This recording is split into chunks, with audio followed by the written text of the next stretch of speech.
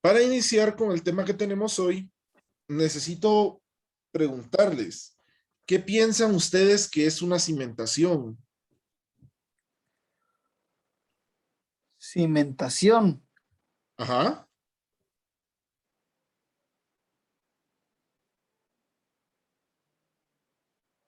Pues sí, tal vez sería un compuesto estructural. ajá, ¿qué más?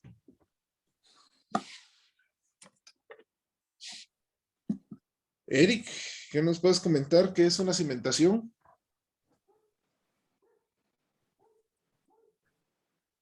Pues yo digo que es una de las bases principales de donde se puede comenzar donde se comienza la construcción, porque va al lado de las zapatas. Ok, veamos. Lo vamos a ver desde dos enfoques, desde el enfoque constructivo y desde el enfoque de diseño, ¿sí? Desde el enfoque constructivo podemos decir que la cimentación es uno de los principales elementos que deberían de poseer resistencia y rigidez para soportar las cargas de utilización de la estructura.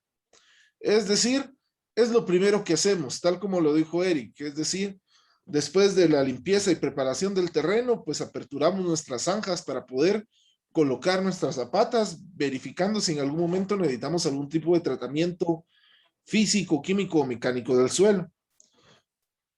Ahora bien, desde el punto de vista de diseño, que es lo que nos interesa en este curso, decimos que la cimentación es lo último que se diseña, porque necesitamos saber todas las cargas, combinaciones y momentos que posee en su momento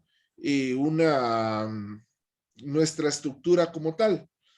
La cimentación, como lo dice su nombre o como lo dice su concepto, es una estructura que transmite las cargas de utilización provenientes de la misma, es decir, de la misma estructura, hacia el estrato sobre el cual se desea cimentar. La cimentación cumple dos funciones en específico. Primero, brindarle estabilidad a nuestra estructura como tal mediante la implementación de cimientos, zapatas, pilotes, losas de cimentación, pilas de cimentación, etcétera. Pero también tiene la característica y es fundamental saber que la cimentación deberá disipar todas las cargas provenientes de nuestra estructura. En este caso, podríamos decir la carga viva, la carga muerta, las cargas, las sobrecargas, las cargas de sismo, de viento, etcétera, etcétera. En la cimentación, pues nosotros podemos determinar que hay diferentes tipos de cimientos, ya lo habíamos hablado de una manera muy general, pero aquí lo vamos a ver algo un poquito más en específico. La cimentación va a depender de tres factores importantes. Primero, la capacidad soporte que tenga mi suelo, es decir, qué tan bueno o qué tan malo es para poder disipar todas las cargas de utilización. Primero. Segundo, la utilidad que le voy a dar a mi estructura. Es decir, si va a ser una estructura ordinaria, que podemos decir que es un local comercial, es una vivienda, es una construcción básica, una serie de apartamentos, etcétera, etcétera. O si va a ser una construcción totalmente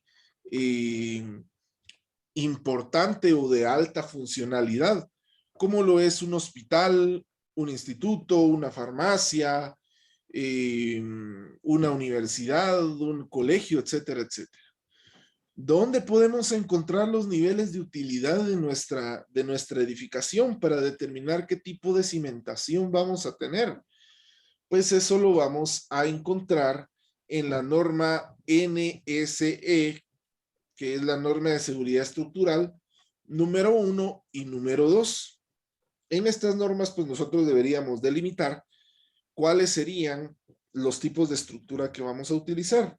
Ahora bien, lo que ustedes necesitan saber es que en un punto las estructuras que son de utilidad alta o importante son aquellas que teniendo un sismo de gran magnitud deberían de quedarse en pie, porque son instituciones que serían de primera respuesta, como los hospitales, como las farmacias.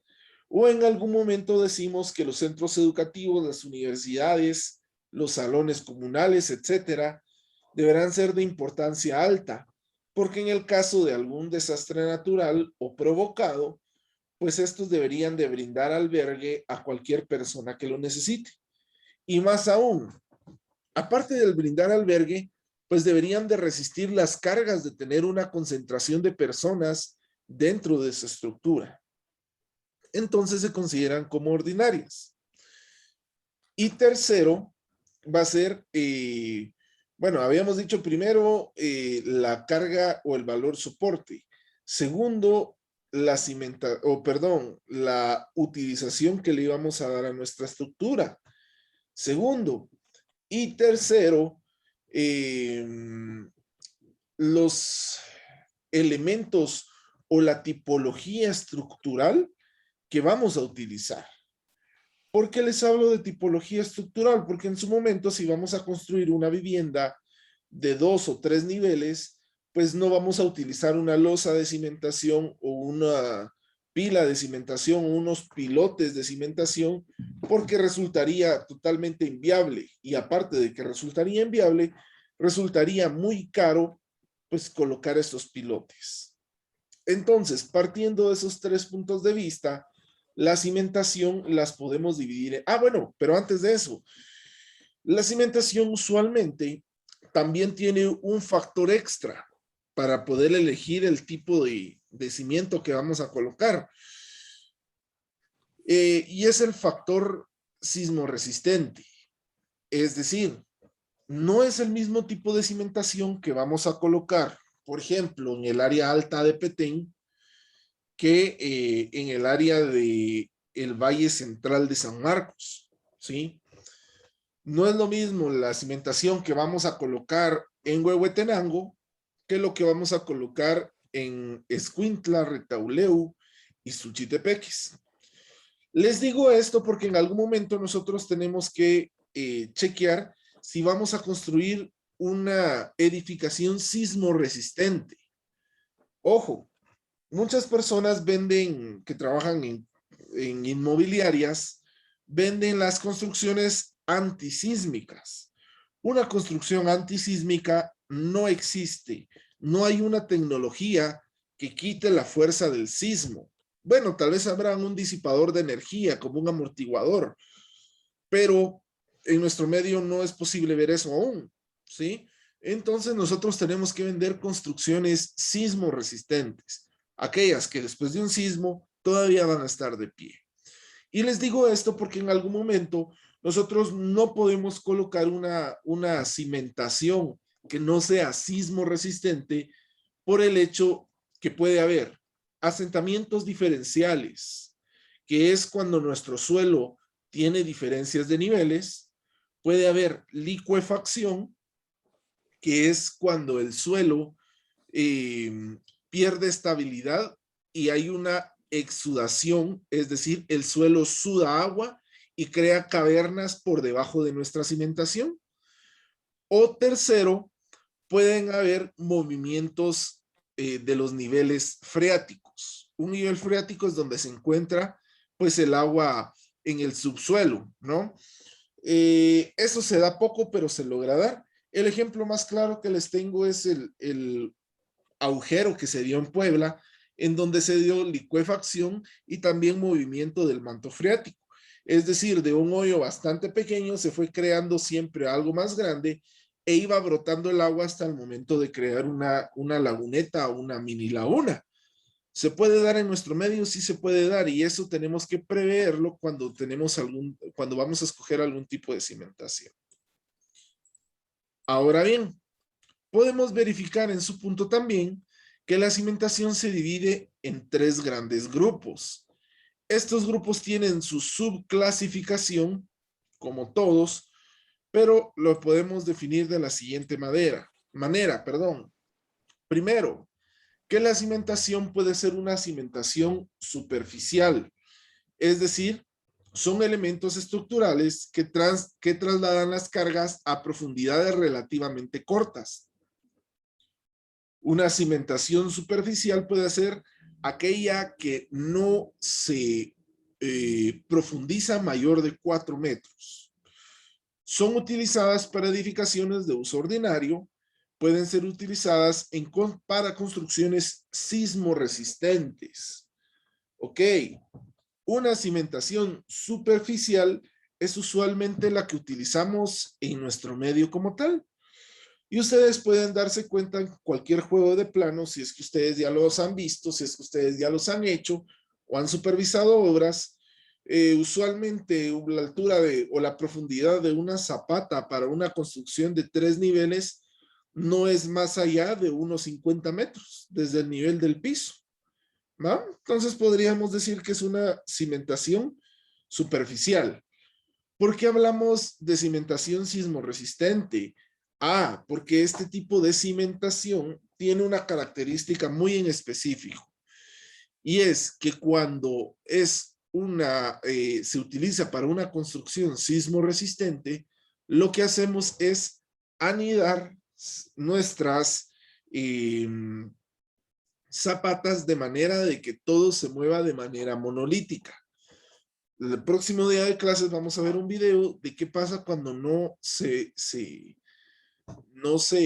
trabaja todo de manera monolítica. Se producen asentamientos diferenciales. Ahora bien, la segunda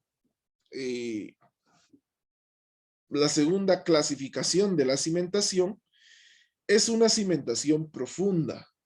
Y este tipo de cimentación es utilizada cuando las condiciones de carga son muy altas, es decir, tenemos una fábrica, un hospital, una biblioteca, un colegio, una universidad, etcétera. Y el valor soporte del suelo es bajo, es decir, tendríamos que tener unos 3 kilogramos, 3 toneladas por metro cuadrado, 5 toneladas por metro cuadrado, 7 toneladas por metro cuadrado. Esta cimentación se profundiza hasta un nivel de suelo semirrocoso o preferiblemente rocoso con una mayor resistencia. Este tipo de cimentación es cuando utilizamos pilotes o pilas de cimentación. También son utilizadas para construcciones sismoresistentes. Sin embargo, una cimentación profunda no trabaja por sí sola, es decir, no podemos colocar un pilote hincado hacia el suelo y de alguna manera poder trabajar o poder chequear directamente, colocar nuestra columna sobre el pilote. Lo que tendríamos que hacer sería colocar un pilote en la parte de abajo y sobre ello deberíamos colocar algún tipo de losa de cimentación o algún tipo de una cimentación superficial. Ojo, la cimentación profunda se utiliza cuando tenemos una capacidad portante del suelo baja. El valor soporte es relativamente bajo para las cargas que nosotros vamos a soportar. Pero ojo, nosotros escogemos una cimentación profunda cuando tampoco le podemos dar un tratamiento físico, químico o mecánico al suelo sobre el cual estamos cimentando. Si en algún momento yo no puedo utilizar columnas de grava, suelo cemento o algún otro tipo de estabilización del suelo, pues yo utilizo pilotes. Los pilotes son utilizados para construcciones de 10, 15 niveles, en donde tenemos sótanos o en donde tenemos ¿qué les digo yo? Tendríamos un suelo que puede tener un punto de licuefacción bastante probable, o en su momento cuando estamos trabajando con arenas o arcillas, ¿sí? Usualmente los pilotes se utilizan cuando estamos haciendo puentes, por ejemplo, cuando hacemos algún centro o un edificio de 15 niveles y necesitamos darle estabilidad a nuestro suelo. Más adelante vamos a ver unas fotos de este tipo de pilotes. Y luego pues tenemos una cimentación semiprofunda, que son utilizadas cuando el estrato es estable y se encuentra a una profundidad cercana, donde se hace una base de concreto llamada un pozo de cimentación. Entre la cimentación profunda y semiprofunda hay una diferencia, y es que en las dos se utilizan pilas o pozos de cimentación, pero la cimentación profunda es aquella que tiene, les digo yo, unos 15 metros a partir del nivel en donde estamos cimentando. Y la cimentación semiprofunda es, por ejemplo, cuando vamos a utilizar columnas de grava o cuando en su momento podríamos utilizar algún tipo de proceso físico mecánico para lo cual vamos a establecer que el valor soporte va a ser siempre alto. Ahora bien, yo estoy hablando mucho de valor soporte, pero me dirán ustedes, Inge, ¿cuál es el valor soporte idóneo para construir?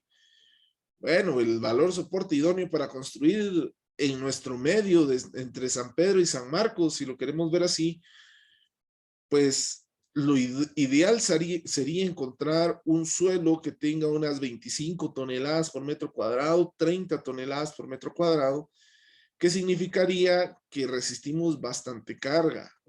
Sin embargo, insisto, en nuestro medio eso es casi que imposible el poder encontrarlo.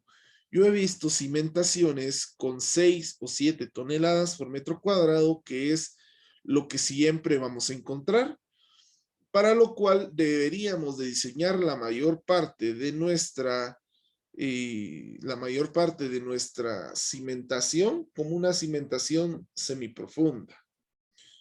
De igual manera, en el año 2019 y vamos a ver, 2016 y 2019 se realizaron estudios de microzonificación sísmica, tanto en la cabecera de San Marcos como en la cabecera de San Pedro, arrojando valores bastante alarmantes.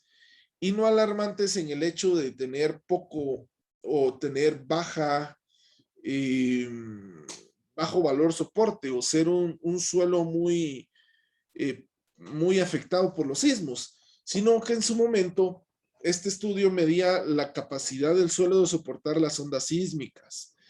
Y lo alarmante de todo es que en ciertas partes de San Pedro y de San Marcos, el suelo, en lugar de resistir las ondas sísmicas, pues amplifica las ondas sísmicas como tal. Quiere decir que entonces para el diseño de nuestra cimentación deberíamos de tomar en cuenta siempre realizar un diseño sismo resistente. Es por ello que en el año 2012, 14 y 16 muchas veces se encontraron muchos daños luego de los terremotos como tal, porque en su momento pues se pudo constatar que sí, precisamente el suelo de San Marcos debería tener un tratamiento físico para poder o para evitar amplificar las ondas sísmicas. Veamos entonces los tipos de cimentación más a detalle y vamos a entrar con la cimentación superficial. La cimentación superficial se divide en 6 grupos. Sin embargo, vamos a ver cada uno de estos grupos.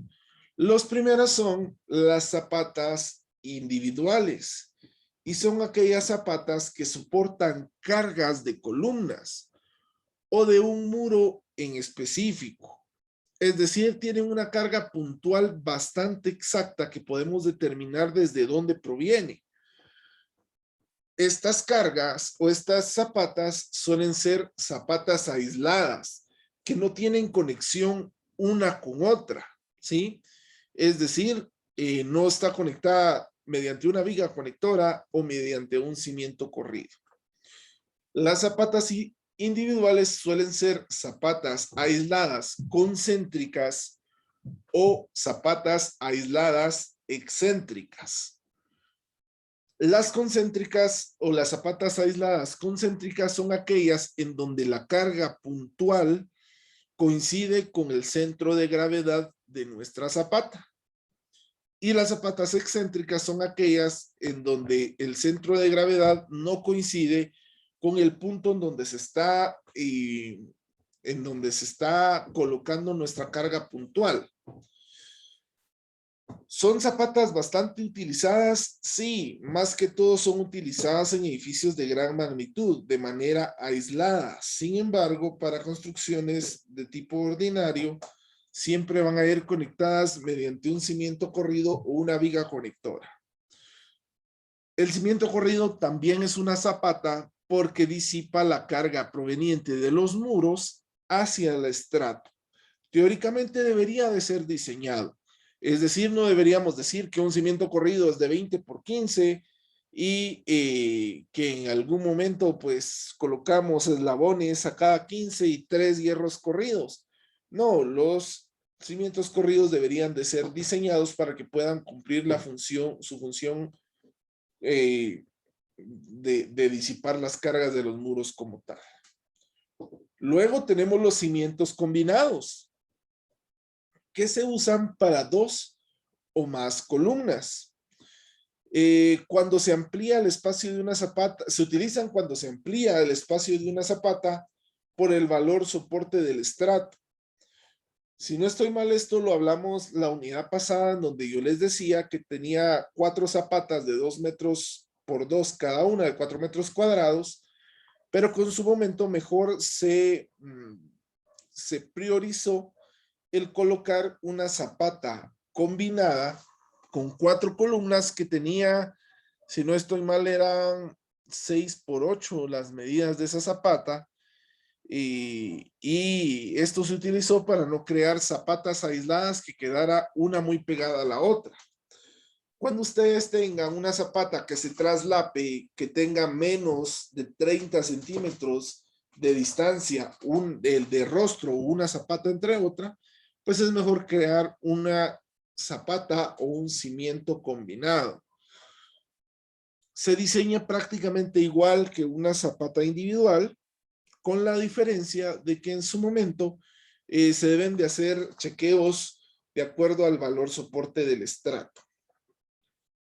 La tercera clasificación es la clasificación por un cimiento combinado simétrico. Es decir, cuando, bueno, tenemos 2 tipos de cimientos combinados simétricos. El primero es cuando tenemos un cimiento excéntrico, es decir, cuando ninguna de las 2, 3 o 4 cargas coincide con el centro de gravedad de nuestra zapata como tal, ni su centro de carga. Bueno, aquí podemos establecer que este es el tipo de zapata más utilizado dentro de nuestro medio. Sin embargo, pues nosotros podemos establecer que en algún momento es lo mejor que podemos utilizar, ¿sí?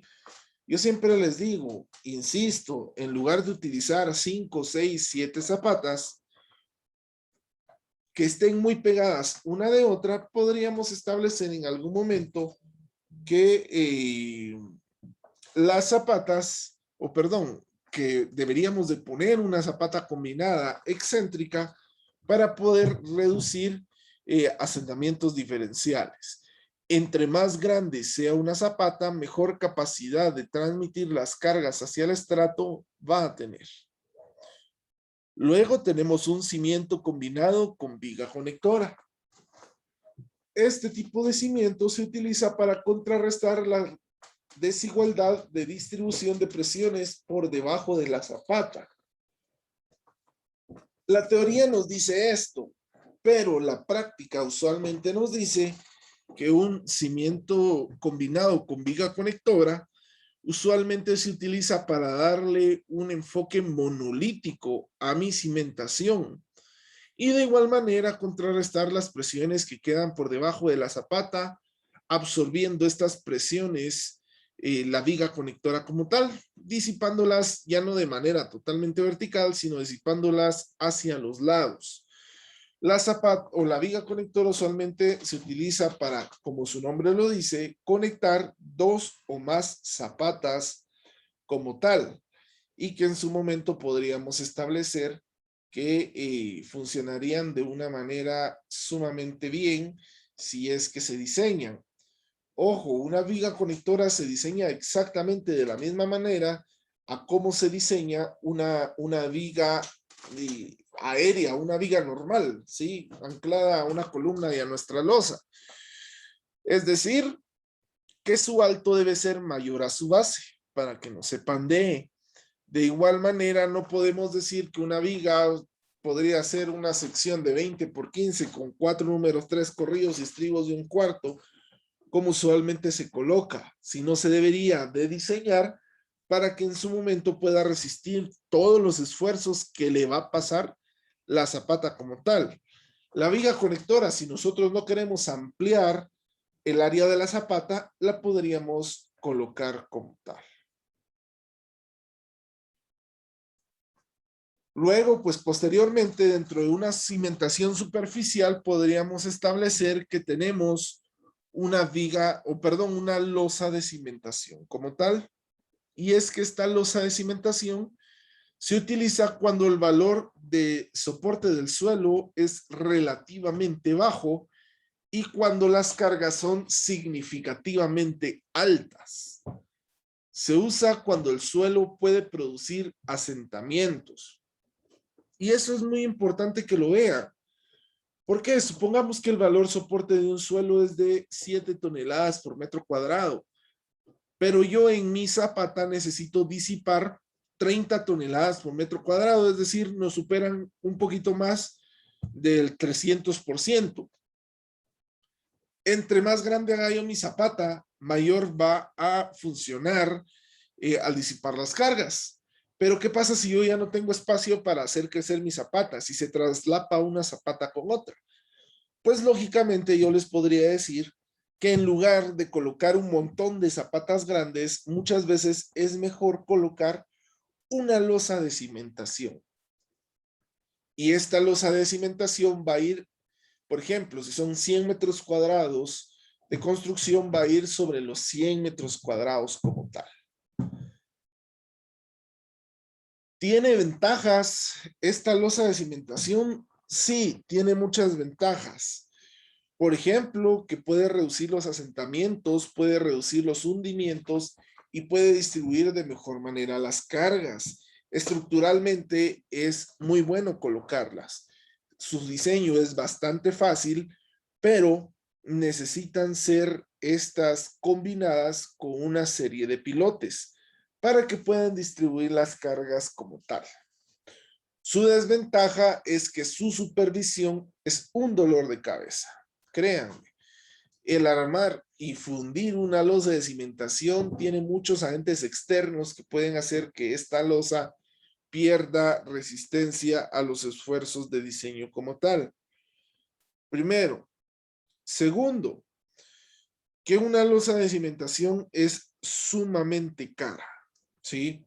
Si estamos hablando de una construcción de una vivienda de 100 metros cuadrados de 3 niveles, yo les digo utilicen otro tipo de cimentación, más no una losa, porque solamente si una zapata nos puede costar unos 1,200 quetzales, una losa de cimentación nos puede costar el metro cuadrado entre 2,000 y 2,500 metros, o 2,000 y 2,500 quetzales por metro cuadrado. Entonces es sumamente cara.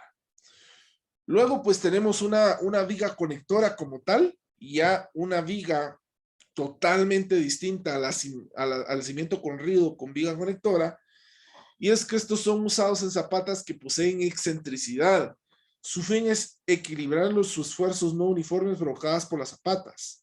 Estas no absorben el momento, a diferencia del tipo de cimentación combinada pasada. Estas solo ayudan para que nuestra zapata no logre quebrarse, no logre voltearse, que el corte punzonante no sea muy grande en algún punto, ¿sí? Insisto, esta viga conectora debería de diseñarse, no solamente colocarle ciertos puntos o cierto predimensionamiento y cierto armado. Luego tenemos una viga de cimentación que se utilizan para unir las bases de una columna y absorber los momentos que llegan de las columnas hacia las zapatas.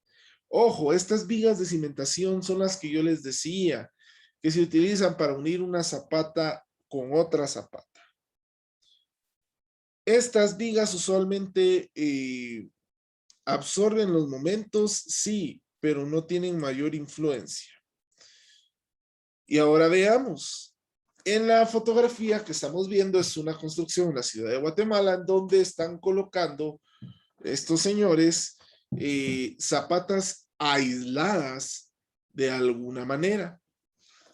Estas zapatas aisladas, si ustedes se dan cuenta, son unas zapatas bastante grandes, de luces aproximadas de 11 metros.